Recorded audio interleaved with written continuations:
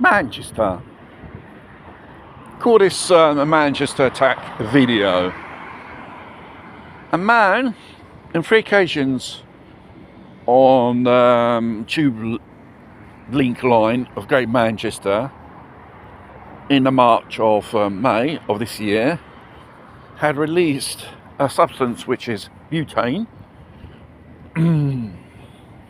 when people on board these trains, as you can say. And obviously there were cases of people being dizzy, intoxication of this butane gas. And the risk is very highly, it's inflammable if you light a flame. I didn't get the name of this chap because I don't want to know who he is. They mention it, but he has one of those Middle Eastern Muslim names. And he pleaded guilty, well, made a confession to the cops, his intent to do harm. And when he appeared in court, I think a few days ago, despite the gravity of his crimes, the judge classified it as a public nuisance offence.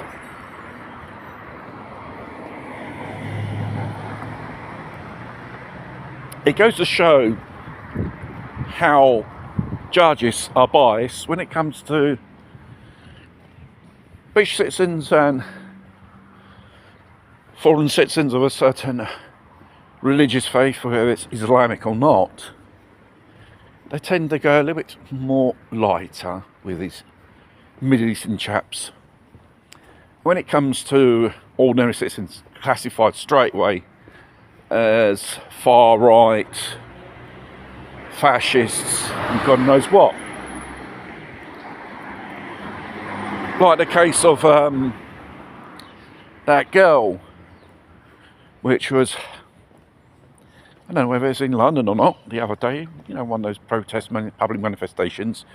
It's peaceful enough. Obviously she had this flag in her hands.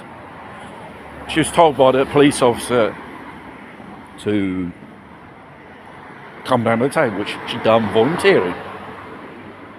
And afterwards it's the same cop which, with force, took away the flag of the Union Jack, while these pro-Palestinians were chanting, "Well done, well done."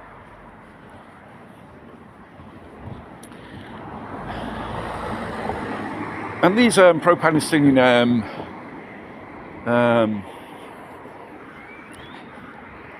protesters, they were creating, should say, public order offences. Well, okay, in the United Kingdom it's not an offence to ban the Union Jack. And you see these, obviously they were lefties, you know, run down, very rough looking, multicoloured hair people, you know. if they had a riff or influence of a certain thing, why the coppers didn't intervene there? It goes to show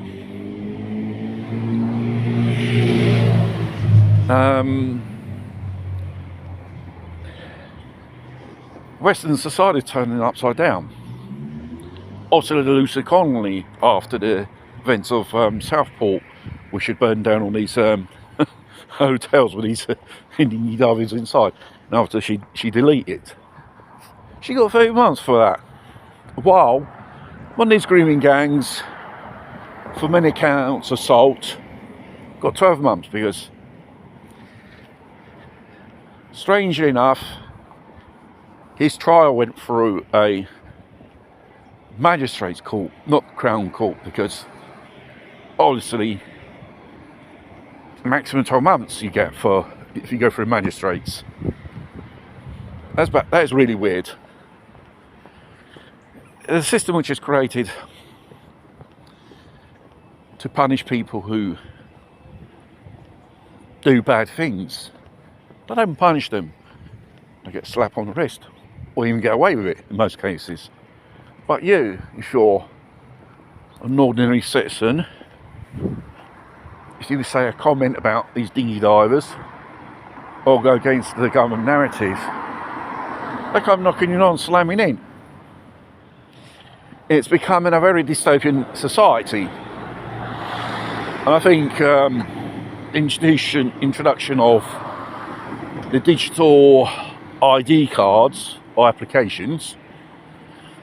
You know, there's a petition which I think are more than a million signatures so far in a few days to go against it. And plus there's a boom in dummy phones. Yes,